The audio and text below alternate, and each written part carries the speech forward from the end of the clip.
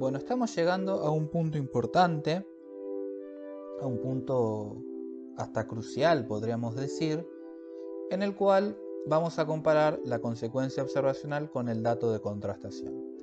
En el video anterior hicimos algunas aclaraciones con respecto a el diseño experimental en las ciencias sociales, pero ahora vamos a seguir viendo qué es lo que sucede en el contexto de justificación. En las ciencias naturales, cuando comparamos lo que esperamos observar con lo que efectivamente sucede, hay dos resultados posibles. Nuestra expectativa se cumple o no se cumple, ¿sí? Es decir, cuando estamos esperando que algo suceda, los dos únicos resultados es que eso suceda tal y cual como lo esperamos, o que eso no suceda y tenga algún tipo de variación o de diferencia. Cuando coincide la consecuencia observacional con el dato de contrastación, es decir, cuando lo que yo espero observar efectivamente se da, hablamos de que la consecuencia observacional se ha verificado. Verificar, recuerden que significa demostrar que es verdadero. ¿Por qué la consecuencia observacional se puede verificar? Porque la consecuencia observacional es de nivel 1. La consecuencia observacional describe un caso que es singular, es decir, es un caso acotado y es observable. Nuestra consecuencia observacional, nuestra predicción puede decir: mañana el sol saldrá por el este. Y eso es verificable, porque ¿en qué caso sería verdad? En que mañana el sol salga por el este. Entonces, aquello que es singular, aquello que habla de un caso específico, un caso que yo puedo contar en términos de cantidad, puedo decir que es verificable. Pero ¿qué pasa con las hipótesis y las teorías? Las hipótesis y las teorías no son singulares, siempre son generales. Piensen que no tendría sentido una hipótesis o una teoría que hable solamente de un caso. Imagínense que uno estudia y se recibe como médico y su conocimiento solamente le sirve para trabajar con un paciente. Fíjense que es un absurdo, fíjense que no tendrá sentido, fíjense que siempre el conocimiento científico intenta abarcar la totalidad de los casos posibles. Pero esta totalidad es infinita, incluye todos los futuros casos. Por eso es que una hipótesis no se puede demostrar como verdadera, no se puede verificar, porque si nuestra hipótesis dice todos los días el sol saldrá por el este, para que sea verdadero tendríamos que observar todos los días al sol saliendo por el este. Y todos los días es una cantidad infinita, ¿sí? Entonces no nos va a dar la vida para observarlo completamente, por lo cual no se pueden verificar, no se puede mostrar la verdad, pero sí se pueden corroborar. ¿Qué significa que algo está corroborado? Significa que se ha sumado evidencia a favor, que en este caso la evidencia a favor son las consecuencias observacionales verificadas, y eso nos da un buen motivo para pensar: es verdadero por ahora, es una verdad transitoria, es verdadero hasta que se demuestre lo contrario. Veamos entonces lo que pasa con la simbolización en este caso. Y acá ya estamos integrando con los contenidos de lógica. En la primera premisa vamos a tener la fundamental, la auxiliar y la condición inicial. Y esto es lo que habíamos dicho antes, se deduce la consecuencia observacional. Esperamos que si la teoría es correcta, entonces se cumpla la predicción. Si la predicción se cumple, ya hemos dicho que estamos sumando buenos argumentos para sostener la teoría, es decir, el conjunto de enunciados, es decir, lo que está entre paréntesis. Por eso esta línea es una línea punteada. Esta línea punteada, ¿qué significa?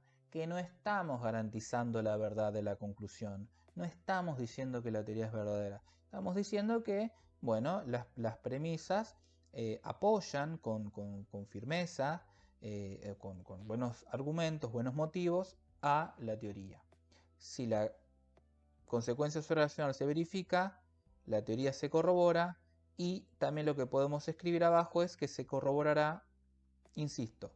Esto que está entre paréntesis, recuerden que habíamos dicho, una teoría es un conjunto de enunciados, y acá tendríamos de manera sintética esos tres tipos de enunciados que hemos visto.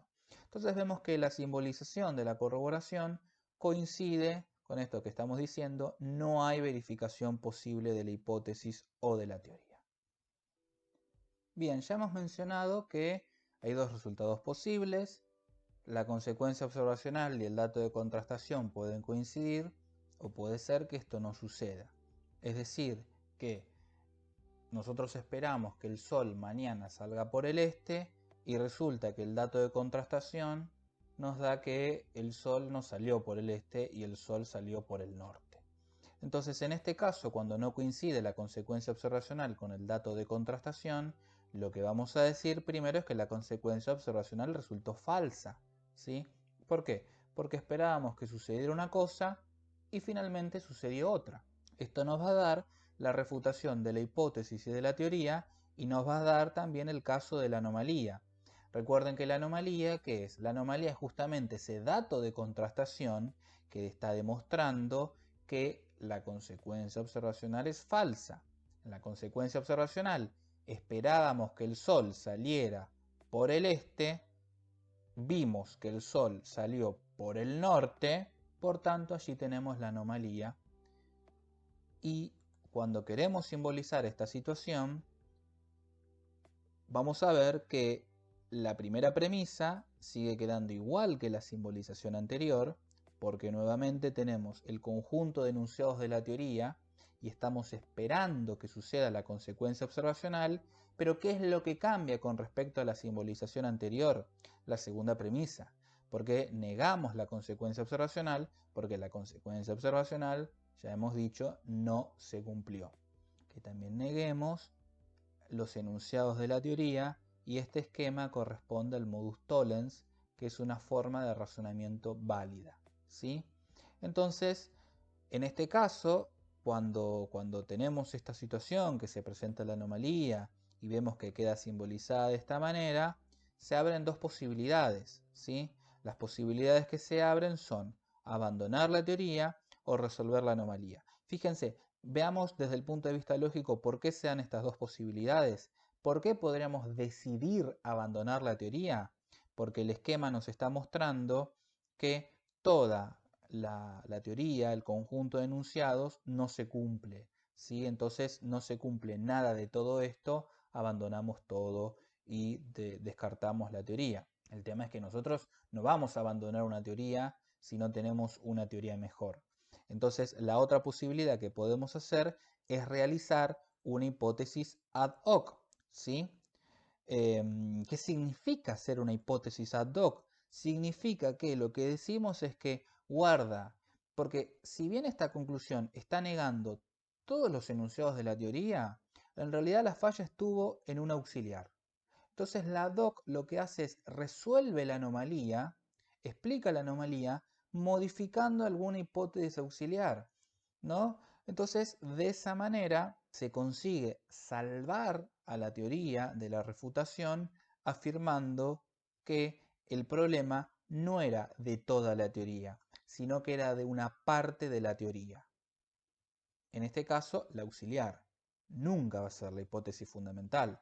¿Por qué la ad hoc no va a cambiar a la hipótesis fundamental? Porque hemos dicho, la hipótesis fundamental es la hipótesis más importante. Cambiar la hipótesis fundamental equivale a modificar la teoría, equivale a abandonar la teoría.